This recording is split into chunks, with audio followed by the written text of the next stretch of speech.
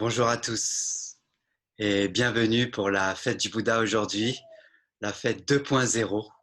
Donc on n'a pas l'occasion d'être vraiment en physique comme tous les ans on le fait à l'île de la Réunion. Donc on s'est dit quand même qu'on voulait marquer le coup. Et donc on s'est réunis à plusieurs intervenants de plusieurs communautés bouddhistes de notre île pour célébrer cet instant à notre manière. Donc voilà. Donc avant tout, j'aimerais présenter le Vesak. Donc le Vesak, en fait, c'est la fête du Bouddha. Donc on célèbre, on va dire, trois choses. Donc la mort, la naissance et l'éveil du Bouddha. Et donc chaque année, nous réalisons ça à l'occasion de la pleine lune. Donc je vous propose tout de suite de faire les présentations de nos intervenants. Donc je commencerai par Thierry. Oui, bonjour. Bonjour. Voilà, je représente ici à La Réunion la lignée bouddhiste tibétaine qu'on appelle Kagyu et qui est représentée donc dans le monde par notre plus haute autorité spirituelle qu'on appelle donc qui s'appelle Taye Dorje, qui est le 17e Karmapa. D'accord. Vous êtes situé où à La Réunion? Alors, on a un mode de fonctionnement très souple, c'est-à-dire que nous n'avons pas de siège et on se réunit chez les uns ou chez les autres. Disons quand même, on a une nonne qui s'appelle Anita, qui est située à la Saline-les-Bains, donc c'est plutôt là que se passent nos activités, et pas seulement. Et le plus important dans nos activités annuelles, c'est la visite 2 fois par an de lamas des enseignants qui viennent du Centre européen de désert, dont nous dépendons, et qui viennent nous donner pendant un mois des enseignements, et ils font des conférences publiques, ils accordent aussi des entretiens privés, et on organise une petite retraite à chaque occasion. Voilà. D'accord. Merci beaucoup. Gilles, si tu voudrais bien te présenter. Oui, bonjour. Bonjour. J'appartiens à la tradition du bouddhisme zen Soto, qui a été transmis en Occident par Maître Deshimaru dans les années 70. Voilà, j'appartiens à cette tradition et nous pratiquons et nous transmettons cet enseignement à Saint-Louis, à l'ashram du Gol à Saint-Louis. D'accord. Et de ta lignée, ton maître, c'est qui? Jacques Brosse, qui était un disciple de Maître Deshimaru. D'accord. Ok, donc moi, c'est Tozan Mai. Donc voilà, je fais partie de la lignée Zen Soto comme Gilles et j'ai été ordonné par Maître Kosen, qui est un disciple aussi de Deshimaru.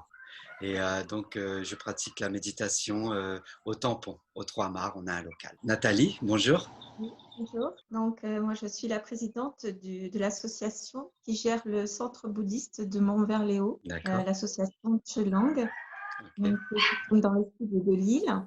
Et nous avons la chance d'avoir un temple tout neuf. Et donc, notre directeur spirituel, c'est le maître bouddhiste Dokyense Rinpoche, donc un maître tibétain authentique de la tradition Nyingmapa. Merci. Et c'est lui qui va donner donc son regard sur la situation actuelle dans la vidéo qui va suivre. D'accord. Merci beaucoup, Nathalie. Marc. Bonjour, donc je suis Bonjour. Marc. Bonjour, je suis Marc Salamolar, je suis président de l'association qui s'appelle Gyetsabje. Donc c'est une association qui est identifiée comme un centre d'études de la FPMT. C'est une grande fédération qui est sur tous les centres à travers le monde. Le maître spirituel s'appelle Lama Zopa Rinpoche et on appartient à la lignée de bouddhistes tibétains associé à Sainte le Dalai Lama. Dans les activités, évidemment, on propose des enseignements. Donc, notamment, on a la chance d'avoir un moine enseignant, Vénérable Sampo, qui propose des enseignements régulièrement. Et puis, on invite 2 ou 3 fois par an des intervenants de métropole pour aussi faire des enseignements. Merci beaucoup. Merci. Fabke. Bonjour. Bonjour. Je suis, comme tu viens de le dire, donc le frère Fabke. Je suis donc un disciple du vénérable maître Zen qui a fondé le village des Pruniers, dont la première partie du nom est Nyat et la seconde partie Hang. Ça, c'est pour l'aspect formel, parce que je ne suis pas autorisé à dire le nom de mon maître, qui est, comme tout le monde le connaît, Thich Nhat Hanh, en vietnamien, connu sous le nom de Thich Nhat Hanh. Aujourd'hui, je suis là en fait au nom du Sangha Grinlechi, qui est un Sangha laïque dont la représentante est Maryse Douillard. D'accord. Merci beaucoup. Alors chaque année, nous avons tradition de donner un thème à cette journée du Vesak. Donc, en fonction des circonstances. Et cette année, bien sûr, on est en plein confinement. Là, ça fait 50 jours pratiquement, là même plus qu'on est enfermé. Donc, on a décidé de dédier cette journée à toutes les personnes qui souffrent, qui sont en mal-être par rapport à cette situation, qui soient malades ou même qui soient enfermés chez eux, seuls. Donc voilà, on aimerait vraiment dédier cette journée à toutes ces personnes-là. Donc, je vous propose maintenant de faire le partage de l'encens. De tout notre être et avec gratitude, nous offrons cet encens au Bouddha de tous les temps et de tous les lieux. Que son parfum soit celui de la terre elle-même, devienne le reflet sincère de tous nos efforts, de notre pleine conscience, le fruit de notre compréhension mûrissant doucement.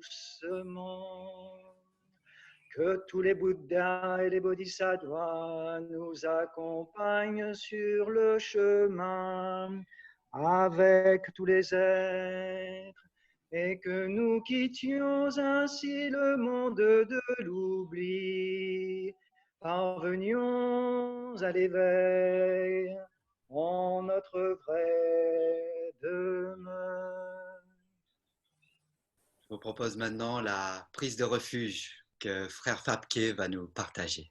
Je prends refuge dans le Bouddha, celui qui me montre la voie dans cette vie. Namo Buddhaya. Je prends refuge dans le Dharma, le chemin de la compréhension et de l'amour. Namo Dharmaya. Je prends refuge dans le Sangha, la communauté qui vit en harmonie et dans la pleine conscience. Namo Sanghaya. Prenant refuge dans le Bouddha, j'ai dans ma vie une voie de beauté et de lumière à suivre. Namo Buddhaya. Prenant refuge dans le Dharma, j'apprends et pratique les méthodes du chemin de la transformation. Namo Dharmaya. Je prends refuge, prenant refuge dans la Sangha, je suis éclairé, guidé et soutenu dans la voie de la pratique. Namo Sanghaya. Prenant refuge dans le Bouddha en moi-même, j'aide tous les êtres à entrer en contact avec leur nature d'éveil et accomplir l'esprit d'amour. Namo Buddhaya. Prenant refuge dans le Dharma en moi-même, j'aide tous les êtres à maîtriser parfaitement chaque pratique et à apprendre ensemble le chemin de la transformation. Namo Dharmaya.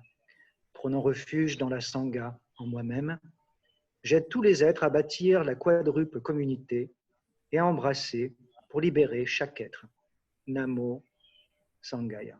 Donc, je vous propose maintenant de passer aux enseignements et au partage des différents intervenants. Donc, on peut commencer par Thierry. En décembre dernier,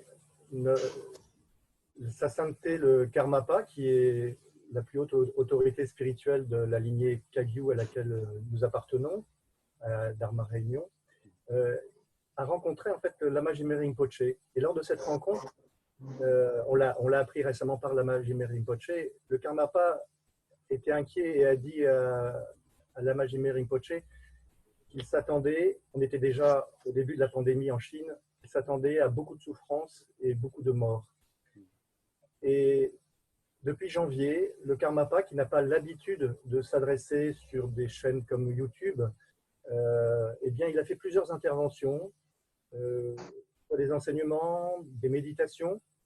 Et lors de son intervention du 18 mars, il a parlé, en lien bien sûr avec la pandémie, il a parlé du karma en prenant cette expression qui est peut-être déconcertante pour chacun, pour quelques-uns, c'est « prenez soin de votre karma ».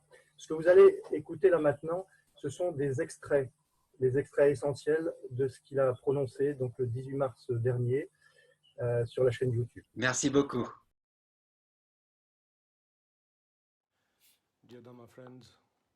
Chers amis du Dharma, Je ne m'adresse pas à vous en tant qu'enseignant ou gourou, et ce que je m'apprête à dire n'est en aucun cas un sermon.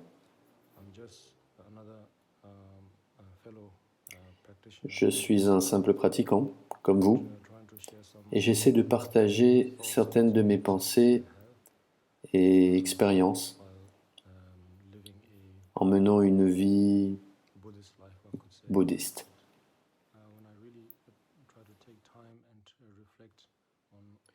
Quand j'essaie vraiment de prendre le temps de réfléchir à ce qu'a dit le Bouddha,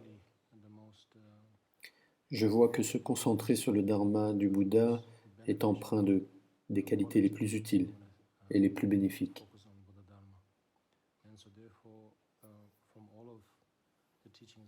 Si j'essaie de résumer tous les enseignements, le plus approprié qui me vienne à l'esprit avec des mots simples est celui de prendre soin de son karma.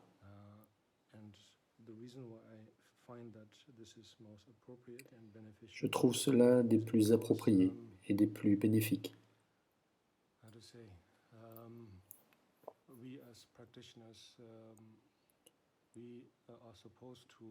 Parce qu'en tant que pratiquants, nous avons la perspective d'une mission qui consiste à sauver tout le monde. Nous sommes supposés libérer tout le monde.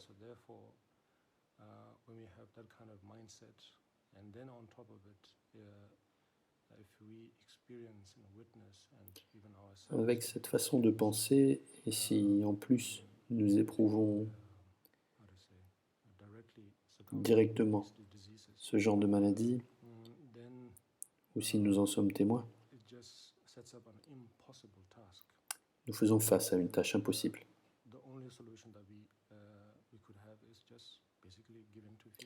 La seule solution que nous avons alors est de céder à la peur.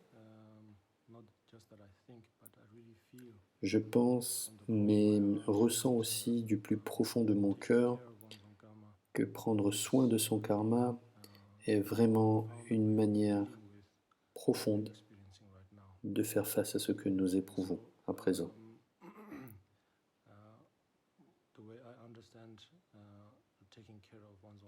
Je comprends le fait de prendre soin de son karma de la façon suivante.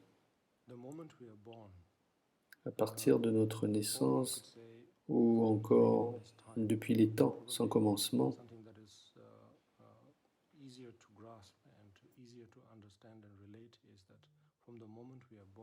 mais il est probablement plus facile de se relier à notre naissance. Nous sommes naturellement sujets au changement, naturellement sujets à l'impermanence.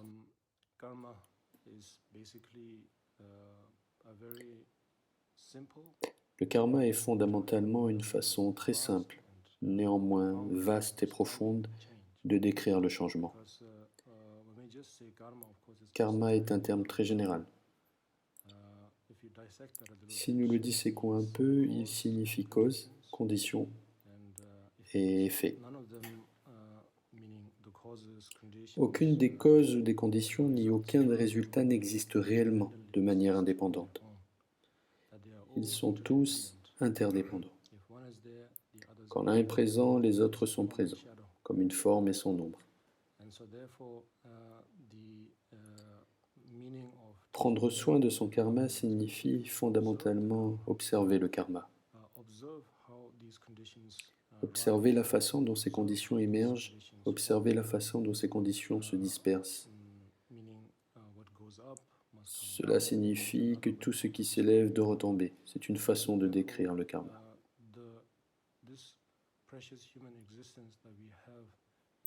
Cette précieuse existence humaine que nous avons est un des tremplins les plus fantastiques pour nous aider à comprendre ce que le changement signifie.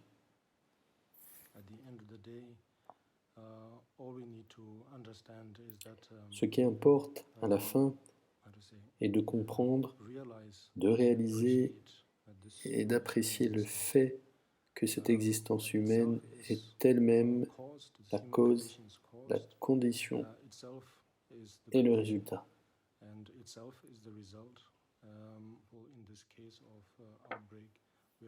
Dans le cas de cette épidémie, nous essayons de trouver qui est le patient zéro. Comment cela s'est produit? Comment sommes-nous arrivés là? Qui est responsable? Nous essayons toujours de trouver la cause absolue, mais c'est impossible parce que cette existence humaine est elle-même apparue et s'est manifestée de façon telle qu'elle est naturellement sujette au changement.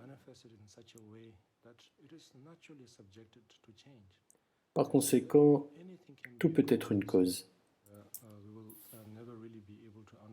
Nous ne serons jamais capables de comprendre la cause absolue, simplement parce que nous sommes le changement. Tout peut causer le vieillissement. Tout peut causer la mort.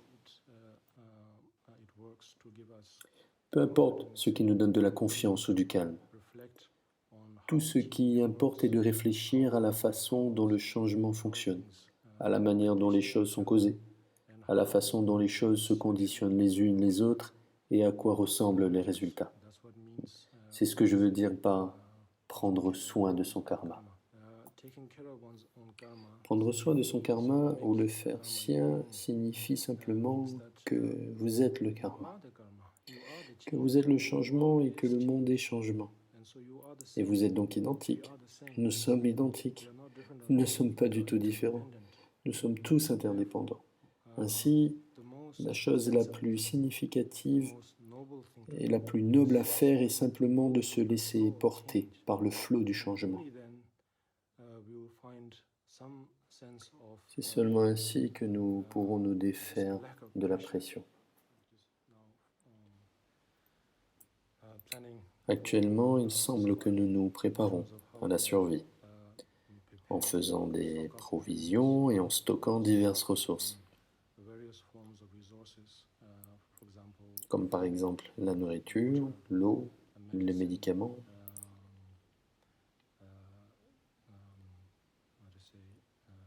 Les moyens financiers, toutes les conditions que nous essayons de réunir, mais même cela, si nous nous concentrons vraiment et réfléchissons clairement, ne présente aucune garantie.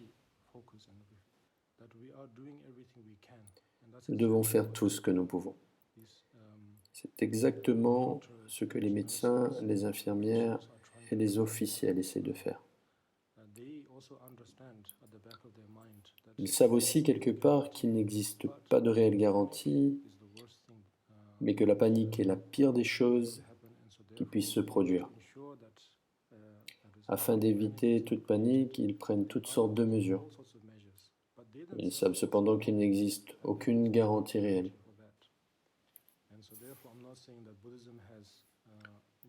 Je ne dis pas que le bouddhisme a la solution à tous ces problèmes, ni qu'il peut nous libérer de ces pandémies.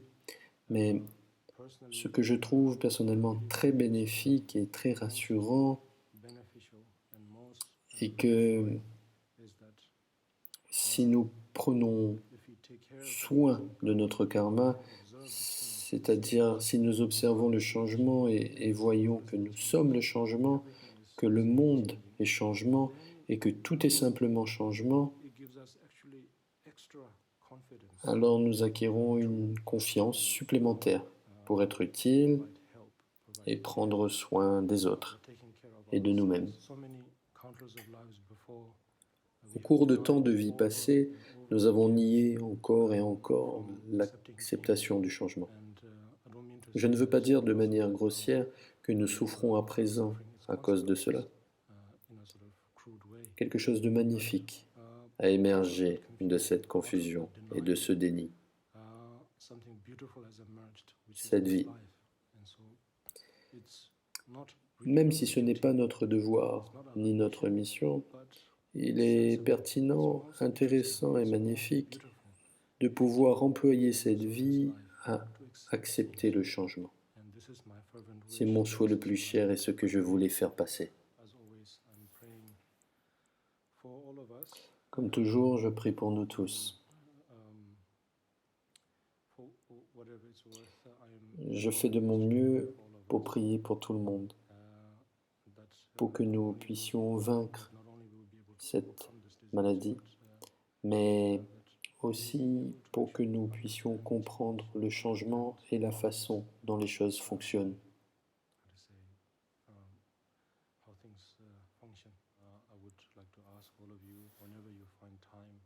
Je vous demande à tous, quand vous trouvez le temps, de méditer,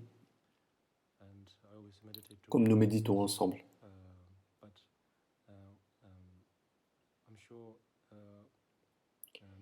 Comme je l'ai déjà dit, peu importe où nous nous trouvons, peu importe la distance qui nous sépare, le seul moment où nous sommes ensemble est le moment où nous méditons. Peu importe la distance, le temps et l'espace, quand je médite, je suis avec celui ou celle qui médite également. Restez vaillant. Pas seulement en apparence, mais en voyant que vous avez la meilleure opportunité. Merci beaucoup. Merci pour ce partage, Thierry. Merci, très enrichissant. J'espère que ça vous aura nourri également, à vous qui nous regardez aujourd'hui. Donc tout de suite, je vous propose de passer à la deuxième vidéo. Le deuxième partage par Gilles. Donc Gilles, si tu peux dire 2 mots sur le contenu pour présenter ce que tu vas nous diffuser. C'est quand même un petit peu difficile de passer après le karma. Donc voilà, le Bouddha Shakyamuni que l'on célèbre aujourd'hui avait quand même beaucoup avancé sur la question de la souffrance, du mal-être, du malaise, de l'angoisse même. Et donc, ces enseignements qui datent de plus de 2500 ans continuent d'être aujourd'hui encore une source d'inspiration et de sagesse au quotidien pour beaucoup de personnes dans ce monde. Et donc voilà, je voulais juste rappeler dans cette vidéo tout ce qu'a pu apporter le Bouddha Shakyamuni comme contribution au fait quand même de nous libérer de cette souffrance, de cette angoisse, de ce mal-être, de ce malaise qui est si présent dans cette situation actuelle. Merci beaucoup. Donc on va écouter ça tout de suite.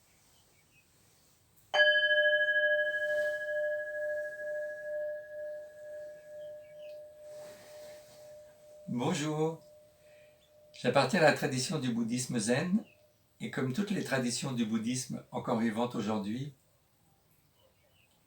cette tradition zen est issue de l'enseignement de cet homme qui a vécu il y a plus de 2500 ans en Inde, Siddhartha Gautama, devenu le Bouddha Shakyamuni, que nous célébrons aujourd'hui et à qui nous rendons hommage chaque année à travers cette fête du Vesak. Comme vous le savez peut-être, cet homme s'est beaucoup intéressé à la question de la souffrance, du mal-être, du malaise, de l'angoisse. Et ce qu'il a trouvé, ce qu'il a découvert, peut nous être tout à fait utile dans des périodes comme aujourd'hui où tant de gens sont encore traversés par beaucoup de peur, par beaucoup de difficultés, de souffrances, de peur de l'avenir, d'enfermement, de solitude, d'isolement. Toutes ces questions qui se posent aujourd'hui de manière très intense. Le Bouddha Shakyamuni avait beaucoup avancé sur ces questions. En fait, quand je dis qu'il s'y est intéressé, le mot est un peu faible, il s'y est vraiment engagé de tout son être. Ça a été un engagement total, une détermination totale qui l'a amené à quitter le luxe du palais dans lequel il vivait pour prendre une vie de mendiant et de vagabond, qui l'a amené à pratiquer des austérités terribles qui l'ont amené aux portes de la mort, jusqu'à ce qu'il se rende compte que seule la méditation pourrait lui apporter les réponses qu'il cherchait. Au moment où il s'installe en méditation, il a en tête cette phrase « Dusse mon corps se dessécher, mes os et ma peau se dissoudre, tant que je n'aurai pas réponse à mes questions, je ne bougerai pas de ce siège. Cela donne une idée un peu de la détermination de cet homme à trouver des réponses à cette situation de souffrance et de mal-être. En fait, il ne cherchait pas des réponses intellectuelles, vous l'avez bien compris, mais des réponses qui transforment totalement son être et que l'on appelle l'éveil. Alors, quelles sont ces découvertes qui font que 2500 ans plus tard, nous ne pensons pas du tout que ces découvertes soient obsolètes, périmées, et que bien au contraire, elles rejoignent les dimensions les plus avancées de nos sciences actuelles, et cela dans bien des domaines.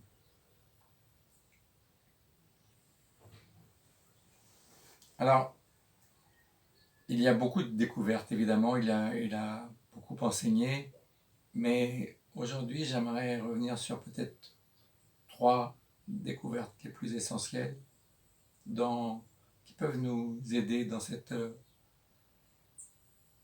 situation particulière dans laquelle nous sommes aujourd'hui. La première, c'est de dire notre condition d'être vulnérable, amené à vieillir, à être malade et à mourir, nous ne pouvons pas nous en échapper. C'est notre condition, c'est intrinsèquement lié à notre condition humaine. Et donc, dans nos sociétés actuelles, nous avons tendance à oublier cette simple réalité, ce constat assez basique, en pensant en vivant comme si nous n'allions jamais mourir, comme si nous n'allions jamais vieillir, comme si nous n'allions jamais tomber malade. Nous pensons que la science pourra nous épargner tout cela. C'est la raison pour laquelle les moines vont méditer dans les cimetières, par exemple, pour ne pas oublier cette dimension-là, ou récitent des phrases telles que « Il est dans ma nature de vieillir, je ne peux échapper à la vieillesse. Il est dans ma nature de tomber malade, je ne peux échapper à la maladie. Il est dans ma nature de mourir, je ne peux échapper à la mort. » Tout ce que j'aime et ceux que j'aime aujourd'hui, je ne peux éviter d'en être séparé un jour. Tout cela parce que plus on vit en pensant, plus on est oublieux de cette dimension-là, plus l'angoisse et la souffrance va être puissante, parce qu'on ne peut échapper à cette réalité, et cette réalité nous rattrape toujours. Donc ça, c'est le premier aspect. Le second aspect, c'est l'aspect que le Bouddha appelait l'interdépendance. Nous ne sommes pas des êtres qui vivent séparément, isolés. Nous vivons tous en interdépendance, pas complètement dépendants, pas complètement indépendants, mais interdépendants. Et nous ne pouvons nous définir que par rapport à la conscience de nous-mêmes, mais aussi par rapport à notre environnement. De ce point de vue-là, on pourrait dire que le Bouddha est le premier écologiste de son époque.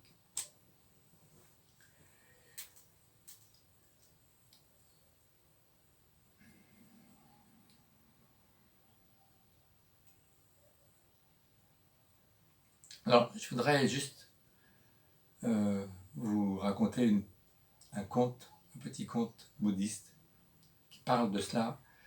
Chaque fois que l'on pense que l'on pourrait s'en sortir seul, que l'on préférerait que le malheur tombe sur le voisin plutôt que sur nous-mêmes ou notre famille, chaque fois que nous avons ce genre de pensée, en fait, ces pensées sont fausses, puisque le monde du vivant ne fonctionne pas comme cela. Donc il y a cette petite histoire zen, pas zen d'ailleurs, bouddhiste.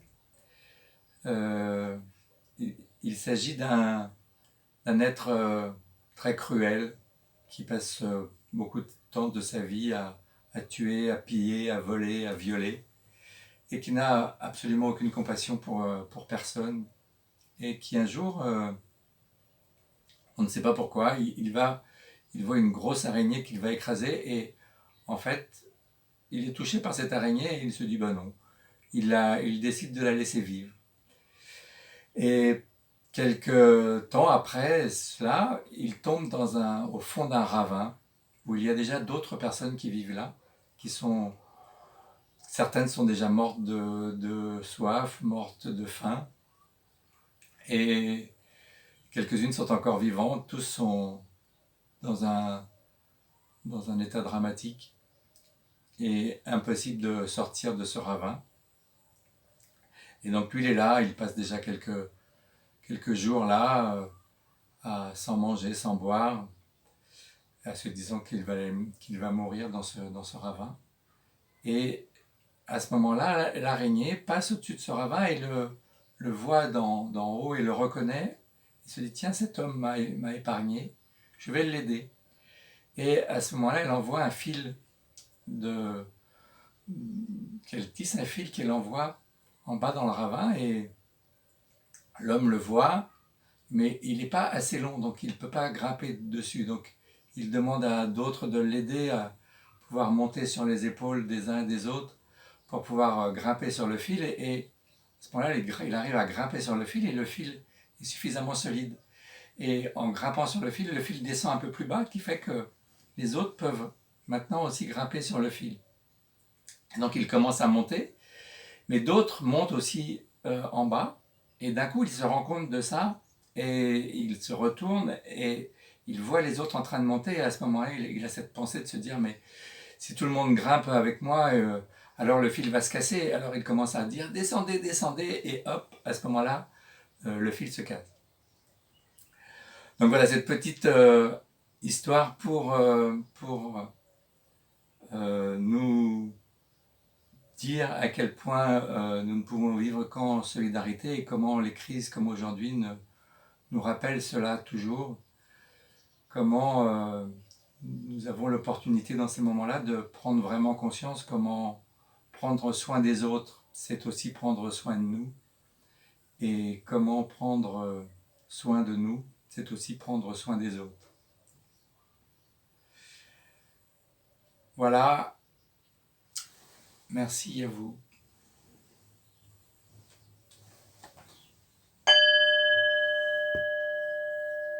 Merci pour ce partage, Gilles. Très enrichissant et très pertinent. Merci. J'espère que ça vous parlera, vous qui nous regardez actuellement. Donc tout de suite, je vous propose de partager ce que m'a inspiré cette période, tout simplement. Donc moi, ce qui m'est venu, c'est l'idée de prendre soin. Prendre soin de notre nature de Bouddha. Prendre soin de nous, bien sûr, et des autres. Donc voilà, je vous laisse découvrir ça tout de suite.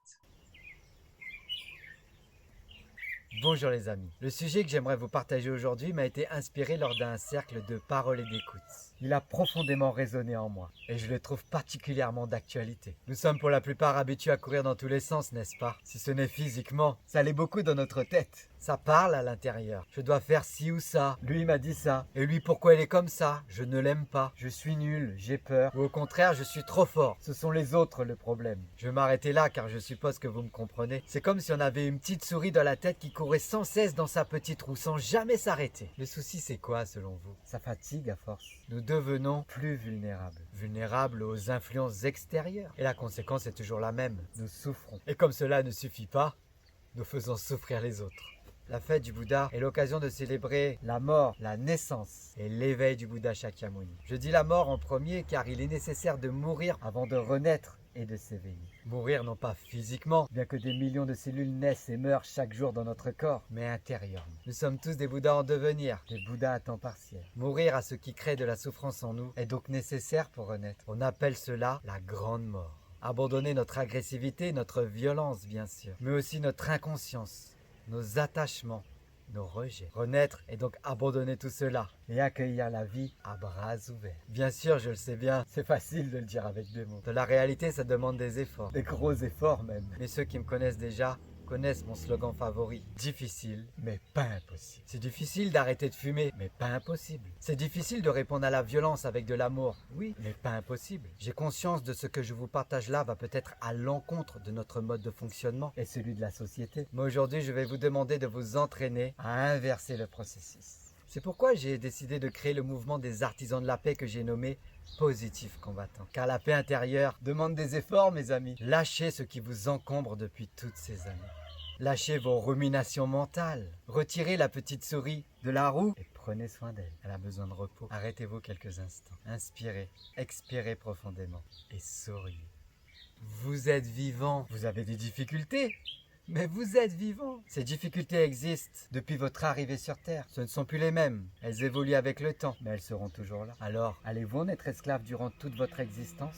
Allez-vous attendre le seuil de votre mort pour vous dire « Mince, j'ai pas vécu ?» Non, bien entendu, cela suffit. L'heure est maintenant à la renaissance et à l'éveil de ce qui finalement a toujours été là en vous. Nous possédons tous la nature de Bouddha. C'est une réalité. Et c'est cette nature que je vous propose de prendre soin aujourd'hui. Peut-être que ce mot est un peu flou dans l'esprit de certains. Si vous lâchez les pensées, les émotions perturbantes, vos tracasseries, que reste-t-il ? Posez-vous la question. Il reste cette énergie présente en vous depuis votre arrivée sur Terre, cette énergie d'amour, de bienveillance, qui engendre la joie, la paix, la sérénité, la lumière. Cette énergie présente chez un bébé qui sourit, qui peut rester insensible à lui? Il est encore vierge de toutes ses ruminations mentales. Il ne calcule pas, n'a pas de rancœur, ne joue pas un rôle. Il accueille la vie à bras ouverts. Il est pleinement présent. Vous avez été ce bébé pour la plupart, n'est-ce pas? Ce bébé est donc présent, enfoui en vous quelque part. Voilà l'exemple parfait de l'expression de la nature du Bouddha. Je suis bien, je souris, je suis curieux, je m'émerveille devant tout. Je suis mal, je pleure, je m'exprime. Et quand mon besoin est nourri, je souris à nouveau. Je suis éveillé.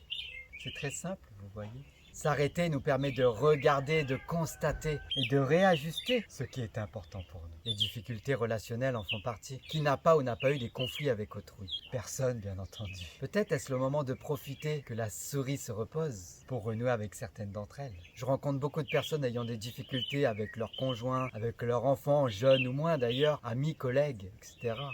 Lorsque la souris court à fond dans sa cage, votre ego pointe du doigt, en se disant peut-être que vous avez raison et l'autre tort, ce qui peut être vrai, je l'ignore. Mais lorsque la souris ne court plus, que vous vous connectez avec votre nature profonde, qu'est-ce qui est le plus important? Le fait d'avoir raison ou de privilégier la relation? Cette réponse vous appartient. Prendre soin de soi est la première étape. Prendre soin des autres est la seconde étape. Une chose est certaine, vous ne serez jamais totalement en accord avec tout le monde. C'est normal et c'est ok. Lâchez les pensées, les jugements, les critiques et pratiquer la patience. C'est aussi prendre soin. Je reconnais que cela est plus difficile avec nos proches qu'avec des inconnus. Pourquoi? Car nous avons inconsciemment des exigences. S'il m'aime, il doit dire ou faire cela, sinon ça signifie le contraire. La patience est pour moi d'accueillir toutes ces pensées, tous ces ressentis, de les inspirer dans l'énergie d'amour afin de les dissoudre et ne pas les rejeter sur les autres. Je sais, c'est difficile, mais pas impossible. Comprenez une chose, mes amis. L'amour n'a pas besoin d'être fait, dans le sens où il a toujours été là en nous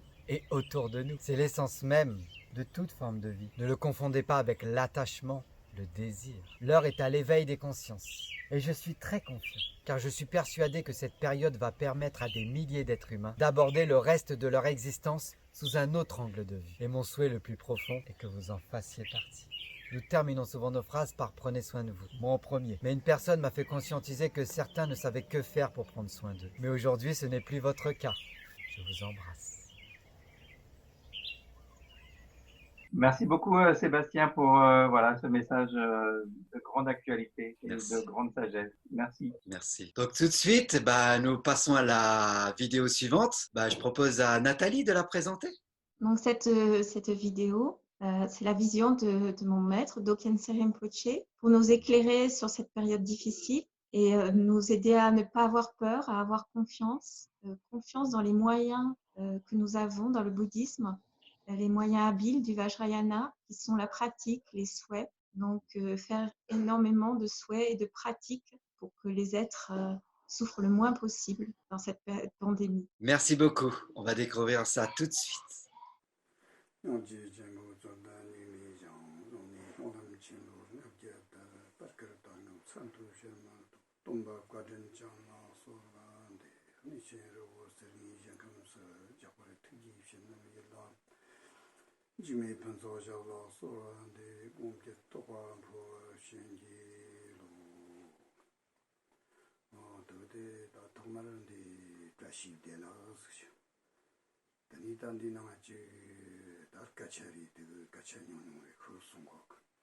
Donc Rinpoche tout d'abord il dit bonjour, tachidele à tout le monde Et donc, comme on lui a demandé, donc il va s'exprimer un petit peu.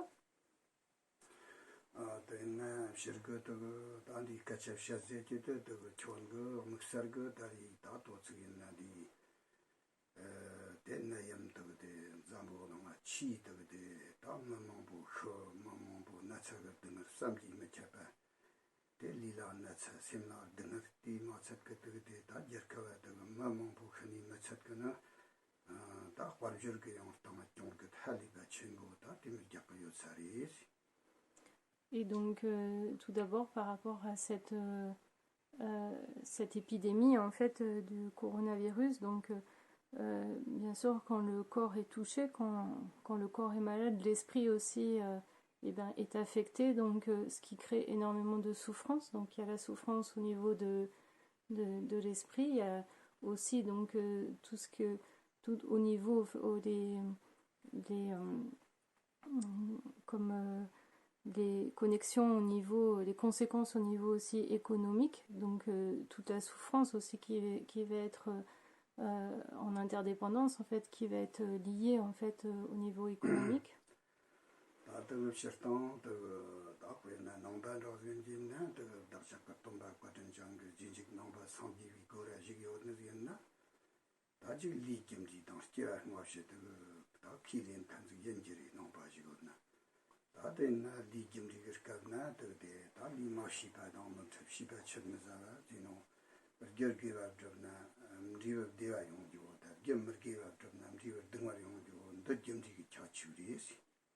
Et donc par rapport à l'enseignement du Bouddha, donc on a cet enseignement donc sur la loi du karma où on comprend en fait que tout ce qu'on expérimente dans ce monde en fait vient d'une cause, et donc rien n'apparaît comme ça de nulle part, et donc toutes des actions en fait négatives apparaissent en fait des conditions que l'on souhaite pas expérimenter, et donc des conditions de souffrance, et d'action comme ça, de causes positives vont apparaître des conditions bénéfiques.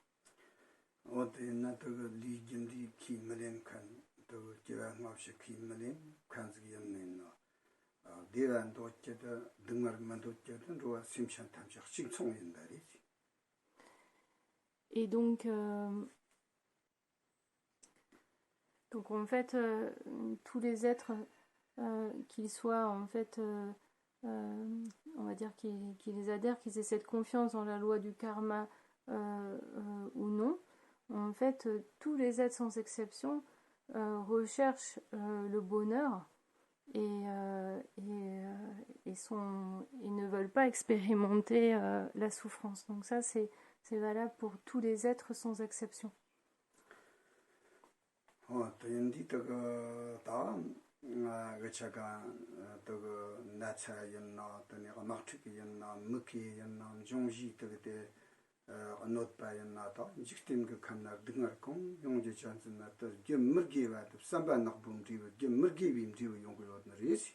Et donc dans le monde en fait, ce qu'on expérimente comme souffrance, que ce soit donc des épidémies comme actuellement, ou bien des guerres ou des famines, donc quelles que soient ces circonstances néfastes ou adverses, donc elles viennent toutes, elles ont une cause, et cette cause elle est dans le fruit en fait, dans la cause d'actes négatifs.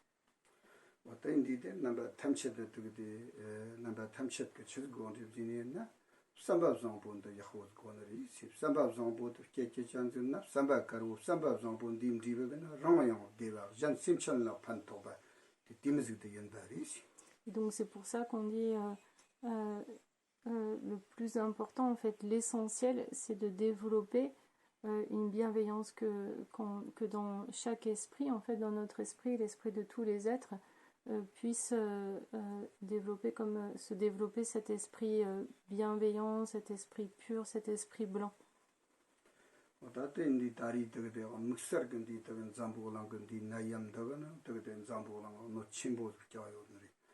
대 잡으르도 ngır치기 되게 나또 등을 탐쳐도 록샷 공연이나 ngır치기 되게 내동는 거나 영나 되게 만 영나 되게 그럼으로 대 님이 되게 ngır치기 나또 록탑 거느리지.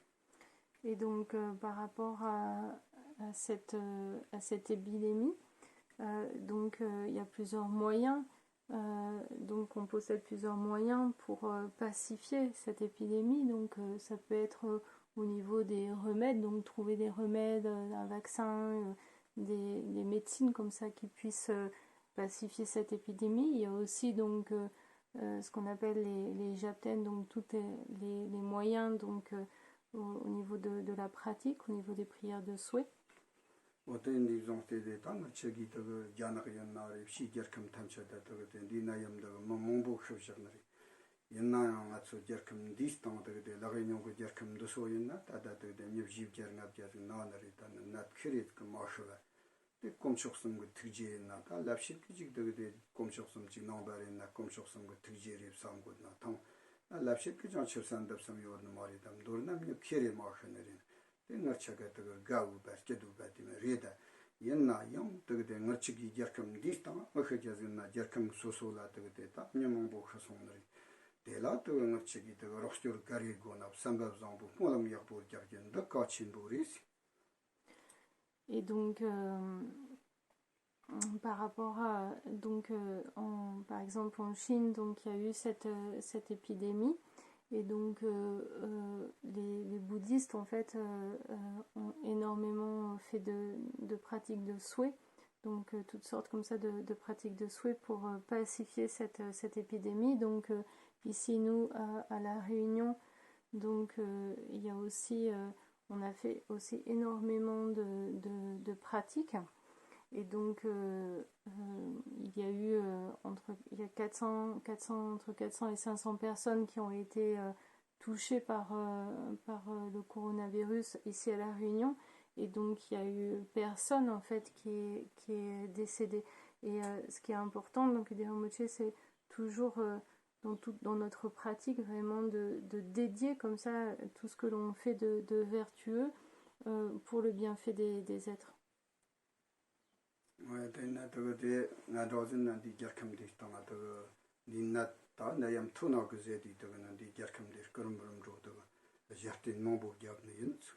et donc dès qu'on a informé en fait Rinpoché par rapport à l'avancée de l'épidémie, donc lui-même en fait il a fait énormément, donc il dit Rinpoché, j'ai beaucoup fait de pratiques en fait pour qu'il y ait le moins de personnes touchées en fait ici. Et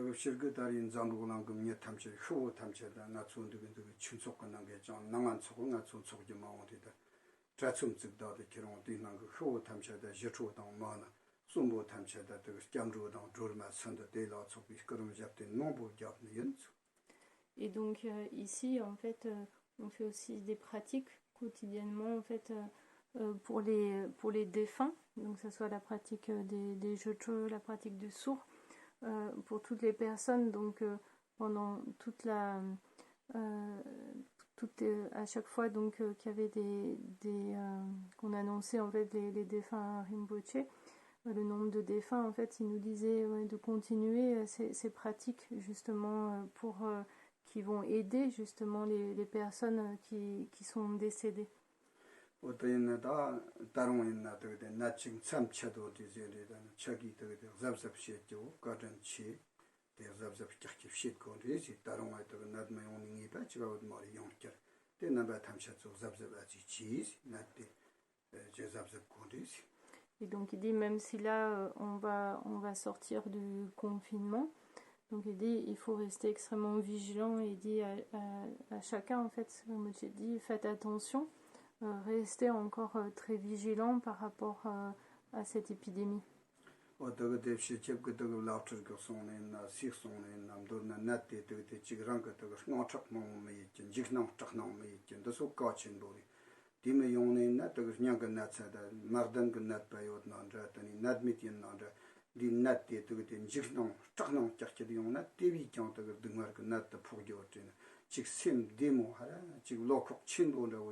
용조 말이 삼기직도 심켓보 데모 용달고지도 흔드니장 가침보리 송구요 되시. Et donc il dit c'est important, comme beaucoup de maîtres l'ont aussi dit, en fait, d'avoir vraiment comme d'être serein, parce que si on est en plus, comme on est un peu en panique, on a peur d'avoir cette maladie, en fait ça va comme accentuer, en fait c'est comme ça peut créer des maladies au niveau du cœur, dans le sens vraiment au niveau de la peur. Et donc du coup, ça crée comme des mauvaises conditions. Donc il disait c'est important d'avoir cette confiance tout en étant extrêmement vigilant et se dire mais ça va aller, en fait, d'avoir vraiment cet esprit de confiance.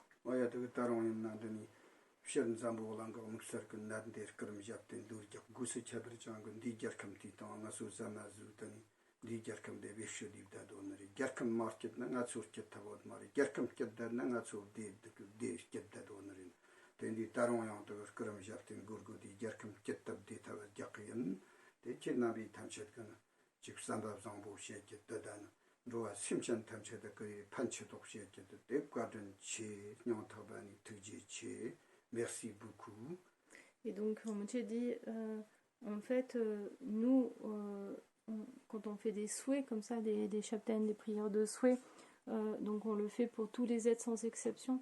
Et mais là où on vit, donc nous on vit sur l'île de la Réunion, donc en fait on va être encore plus, on est encore plus en relation, en fait en interdépendance avec ce lieu.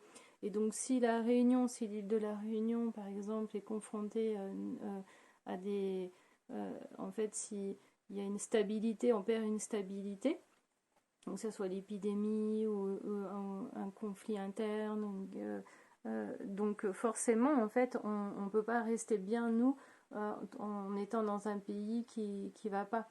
Donc c'est pour ça que c'est toujours important dans le lieu où on vit de toujours faire des souhaits pour que tout se passe bien, qu'il y ait une pacification. Parce que on a encore une fois, donc on est interdépendant. Et donc, et encore une fois, donc la source du bonheur, elle va reposer par la pacification de nos propres émotions, le rejet de l'abandon en fait de tous les actes négatifs. Donc, donc à chacun, on a cette responsabilité à chacun de développer cette bienveillance, de cette aide, si on peut, dès qu'on peut aider en fait quels que soient les êtres. Donc aider un moitié, c'est par là en fait, c'est ça la cause du bonheur. Donc il dit merci à chacun en fait de s'entraîner en fait vers de tendre en fait, d'aspirer à cette bienveillance. 금성도 진천진 맞아도 진천 자유 남아 연체 로이 돈도 모남 공답 대다 탐치르던 저버서 심찬 탐치 대다 단지 난조 탐치 딱다 동버 상처 생활 강도 사지 대다 근지 모남 저버서 다야다 반자자야 아와 보다나이 수호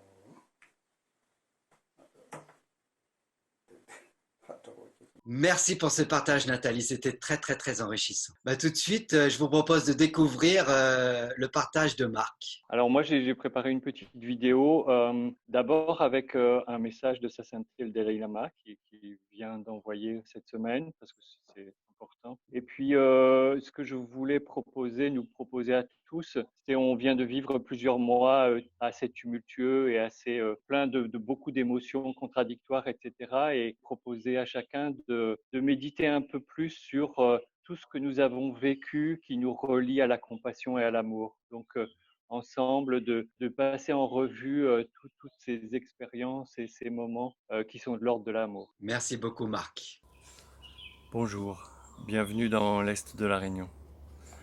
Dans cette petite vidéo, je vous propose d'abord de vous lire un message récent de Sa Sainteté le Dalai Lama, et puis ensuite que nous prenions un peu de temps pour réfléchir, méditer sur la compassion et l'amour. Message de Sa Sainteté le Dalai Lama en date du 3 mai 2020. Le monde devrait s'unir pour une réponse mondiale coordonnée au Covid-19. En cette période de crise, nous sommes confrontés à des menaces pour notre santé et à la tristesse pour la famille et les amis que nous avons perdus. Les perturbations économiques posent un défi majeur au gouvernement et sapent la capacité de beaucoup de gens à gagner leur vie. C'est dans des moments comme celui-ci que nous devons nous concentrer sur ce qui nous unit en tant que membres d'une seule et même famille humaine. En conséquence, nous devons tendre la main aux autres avec compassion. En tant qu'êtres humains, nous sommes tous les mêmes. Nous éprouvons les mêmes peurs, les mêmes espoirs, les mêmes incertitudes, mais nous sommes aussi unis par un désir de bonheur. Notre capacité humaine à raisonner et à voir les choses de manière réaliste et claire nous donne la possibilité de transformer les difficultés en opportunités.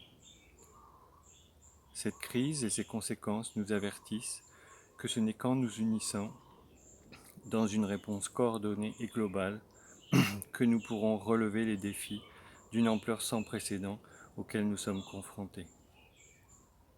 Je prie pour que nous tenions tous compte de cet appel à l'unité. Voilà, c'est le message de sa sainteté le Dalai Lama. Et puis maintenant, je vous propose de nous apaiser,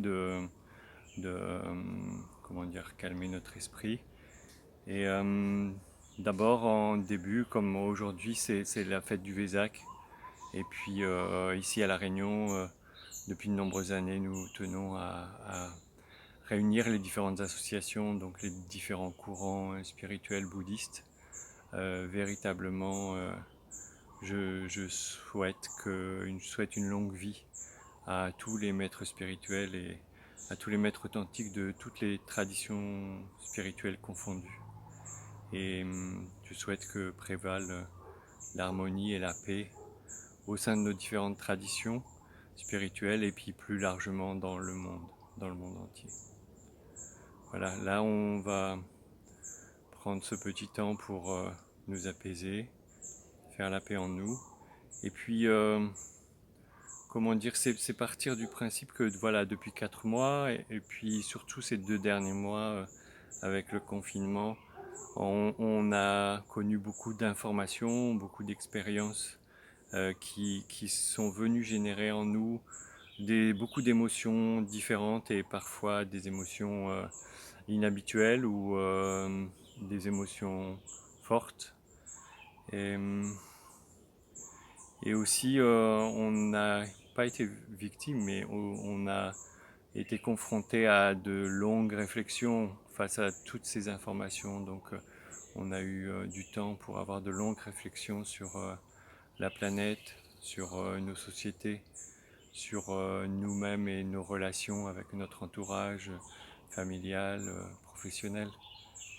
Et toutes ces réflexions, et puis dans toutes ces réflexions, c'était teinté de « et moi, individuellement, qu'est-ce que je fais ? Qu'est-ce que je fais dans cette planète ? Qu'est-ce que je fais dans cette société, dans ces relations ?»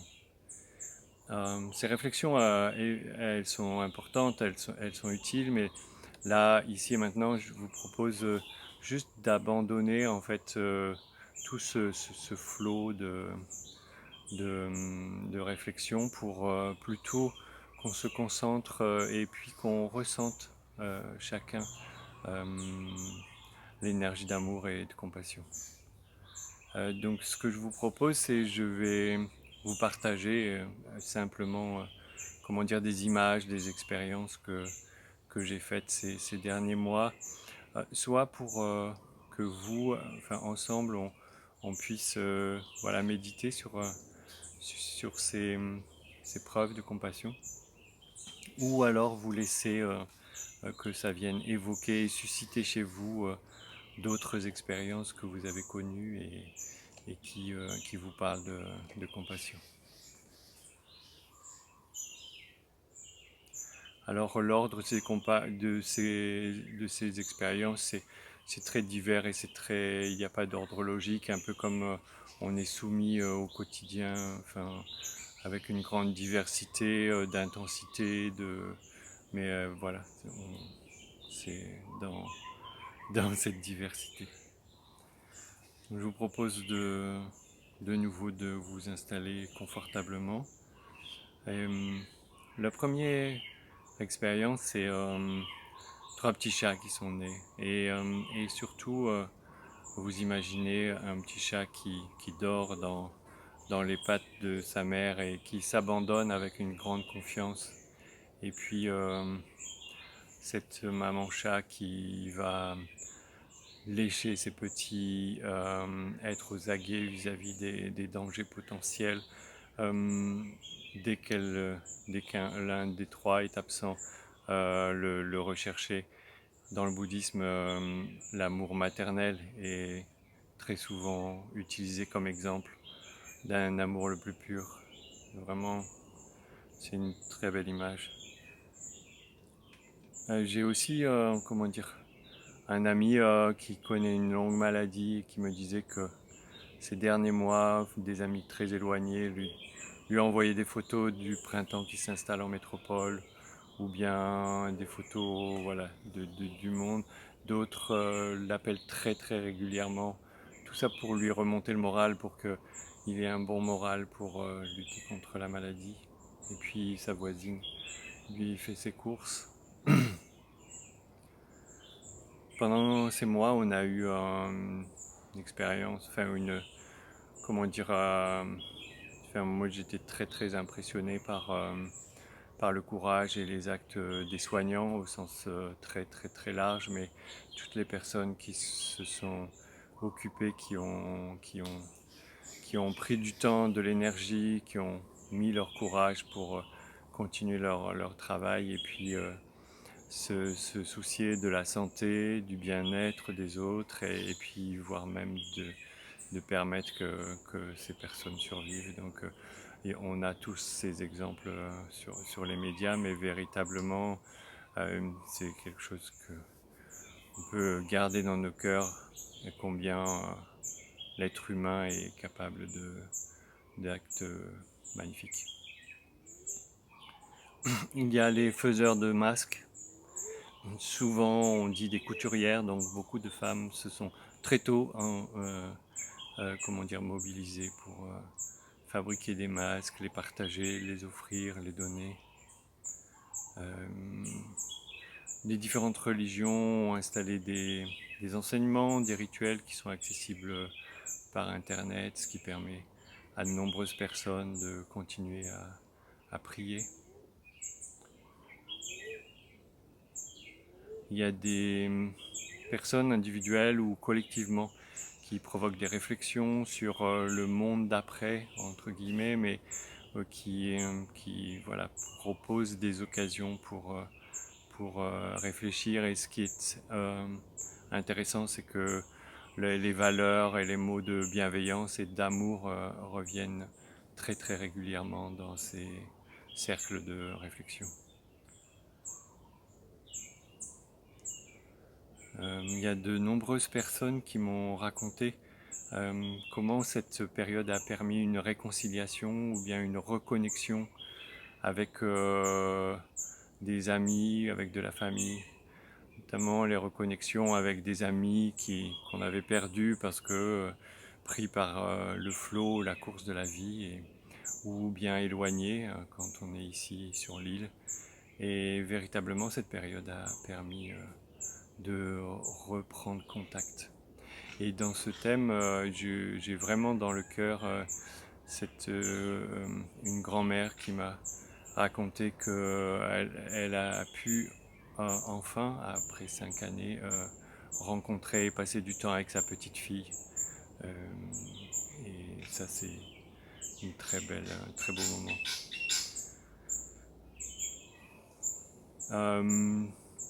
Aussi, j'étais très très touché, très heureux de voir toutes ces expériences artistiques ou humoristiques sur Internet qui sont partagées, qui sont mis en accès libre et véritablement avec comme voilà, ce cœur de partage, à la fois de l'art ou bien des livres, etc.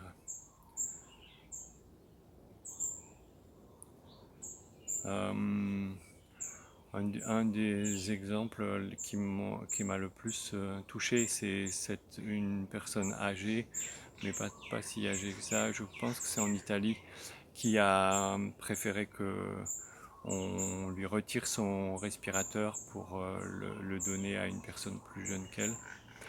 Là, c'est vraiment le don de soi, le don de sa vie. Et puis tout cela, donc il y a beaucoup d'autres choses, et puis ça me fait réfléchir à notre précieuse renaissance humaine. Et on parle de cette précieuse renaissance humaine, surtout elle nous offre à chaque instant l'opportunité de faire des choix, et l'opportunité de faire des choix, d'avoir des paroles ou des actions vertueuses, et ça c'est magnifique. Et je suis certain et convaincu que vous aussi, vous, pendant ces mois, pendant tous ces jours, vous avez aidé, offert, partagé avec des personnes autour de vous ou bien éloignées grâce aux moyens modernes.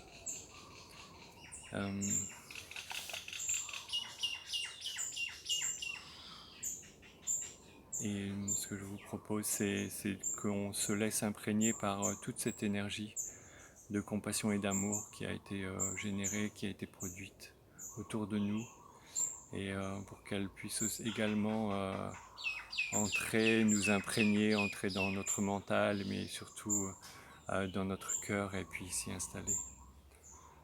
Je vous remercie beaucoup pour votre attention. Continuez à vivre avec cette énergie d'amour. Et puis prenez bien soin de vous et de tous les êtres qui vous entourent.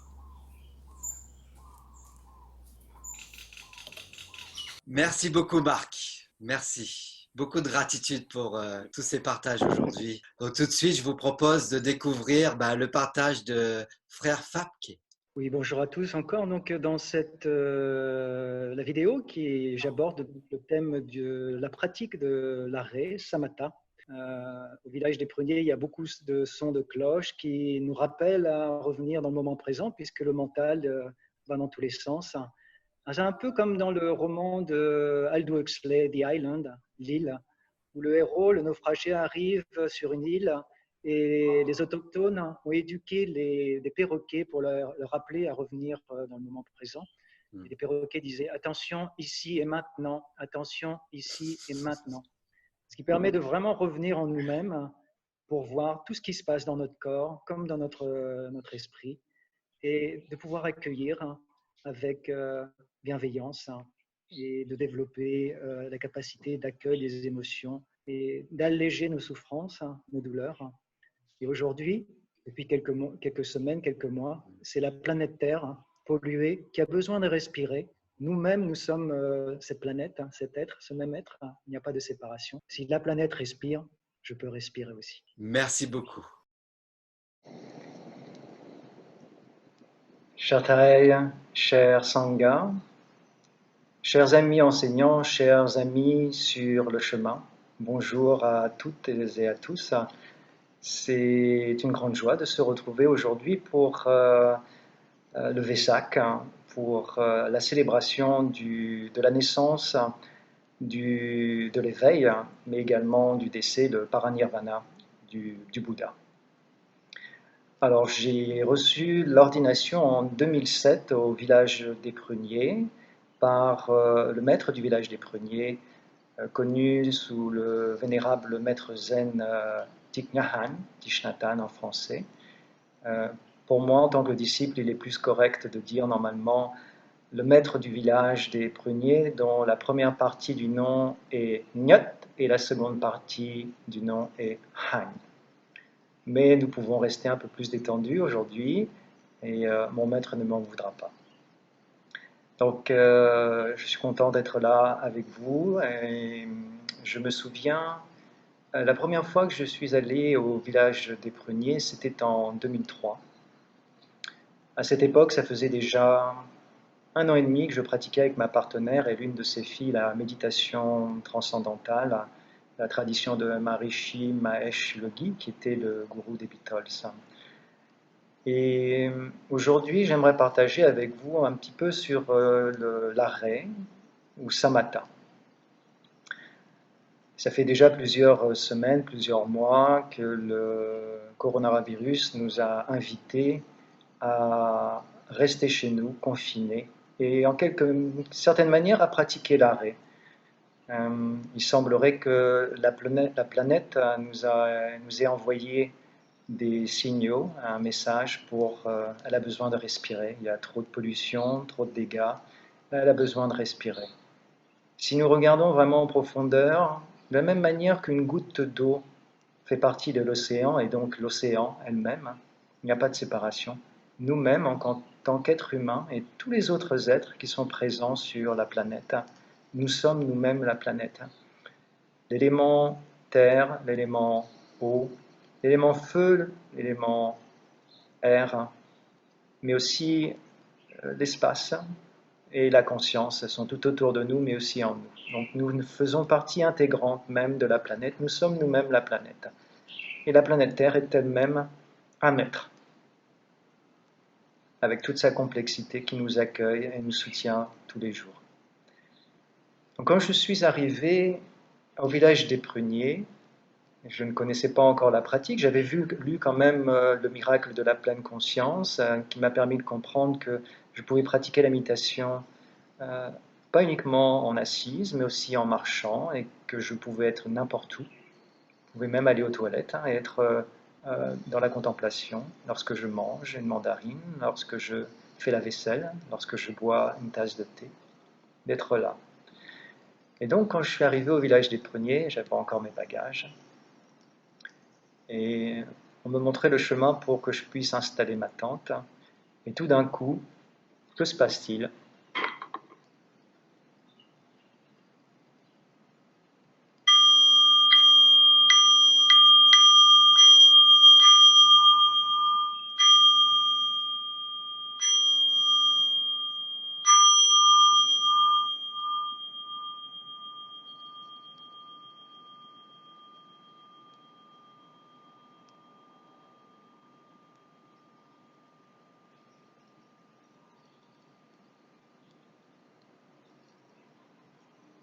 Tout le monde s'arrête autour de moi. J'étais un peu surpris, je ne m'attendais pas à ça. Et en m'arrêtant, un peu immobile, je ne savais pas encore comment ça fonctionnait vraiment, tout le monde s'arrêtait et j'ai pu voir mon mental me dire qu'est-ce que c'est que cette secte, où suis-je? Donc important de voir lorsque nous arrêtons nos activités, nous devenons conscients de notre corps, mais aussi de l'activité du mental, le mental a ses histoires, des pensées, des états mentaux qui traversent, des jugements, des comparaisons, des critiques, et d'être en contact avec cela, les émotions, pouvoir les accueillir. Alors au village des Pruniers, même si nous n'avons pas besoin de cela, quand nous sommes à l'extérieur du village des Pruniers, du monastère, nous pouvons nous retrouver au monastère à chaque instant. Dans notre voiture, lorsque le feu se met au rouge, plutôt que de pester, eh bien de revenir à notre respiration. Comme au village des Pruniers, quand je reviens à ma respiration, j'ai la chance d'inviter mon mental qui vagabonde dans mon corps. Et donc, le mental observe la respiration et revient tout de suite dans le corps. Nous pouvons faire l'expérience de l'unité. Nous pouvons vraiment être là, être attentifs, vigilants, qui est le premier sens de sati en pali, smriti en sanskrit, ou encore mindfulness en anglais et la pleine conscience en français. La deuxième acception, c'est la capacité à se remémorer, à se rappeler. Et il y avait des Canadiens, justement, des Québécois, qui disaient « Mais quand nous serons de retour chez nous, comment ferons-nous » Et Tae, mon maître, leur a répondu « Eh bien, lorsque vous regardez sur les plaques minéralogiques, c'est écrit « Je me souviens ». Donc, vous pouvez revenir, être créatif pour trouver toutes les possibilités, toutes les astuces, les opportunités pour revenir à votre respiration, à revenir à être vraiment présent, faire l'expérience de l'unité et d'être vraiment dans l'ici et le maintenant. La pratique de la pleine conscience, de la vigilance, va nous permettre d'arrêter notre mental qui vagabonde, d'être vraiment là, et d'observer la vie qu'il y a dans le mental et dans le corps, sans rejeter, sans s'accrocher, sans essayer de fabriquer quoi que ce soit, mais d'être là et voir ce qui est déjà là.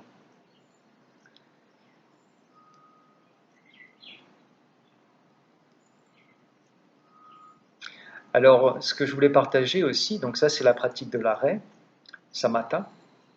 Cette pratique nous permet de développer la concentration, samadhi, mais aussi de développer le regard profond, donc la sagesse, la capacité à voir que nous ne sommes pas différents, nous ne sommes pas séparés de l'univers, comme la goutte d'eau dans l'océan. Nous faisons nous-mêmes partie du tout. Nous sommes la planète Terre, nous sommes l'univers tout entier. Alors toutes ces cloches, que ce soit le son que vous avez entendu tout à l'heure ou carillon, toute autre sonnerie de téléphone, ce sont des invitations pour nous à revenir à notre respiration et pratiquer l'arrêt samatha pour vraiment être là.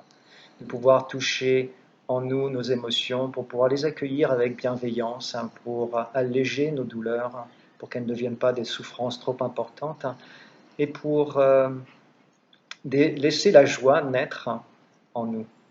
Et aujourd'hui, la Terre nous invite à cela, à nous arrêter.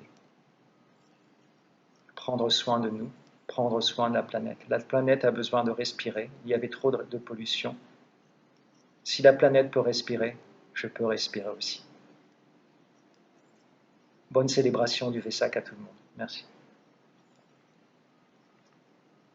Merci frère Fabke, vraiment très enrichissant encore une fois. Merci. Tout de suite, je vous propose de passer à la dédicace de Shantideva que Marc va nous partager, qui sera suivie de quelques minutes de méditation en silence, que je vous invite à pratiquer en même temps que nous, bien entendu. Donc, dédicace du maître Shantideva.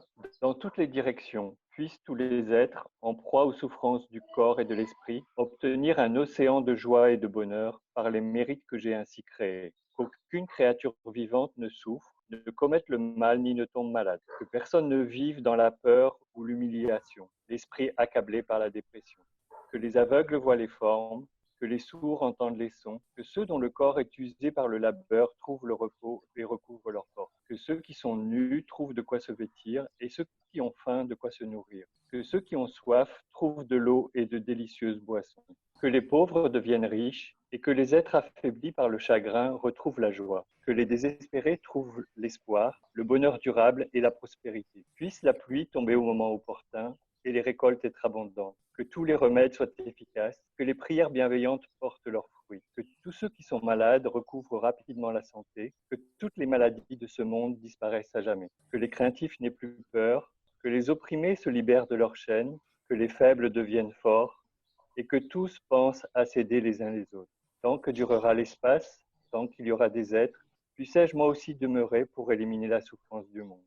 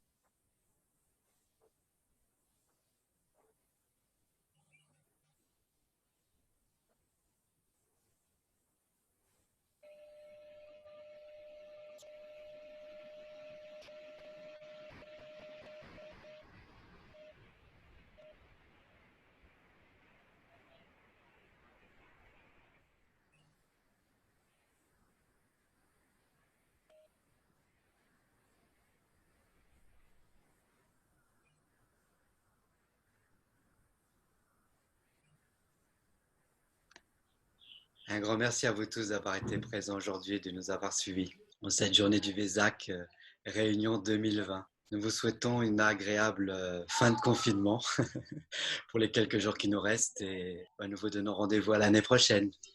Merci. Et n'hésitez pas à partager cette vidéo si elle a résonné en vous. À bientôt.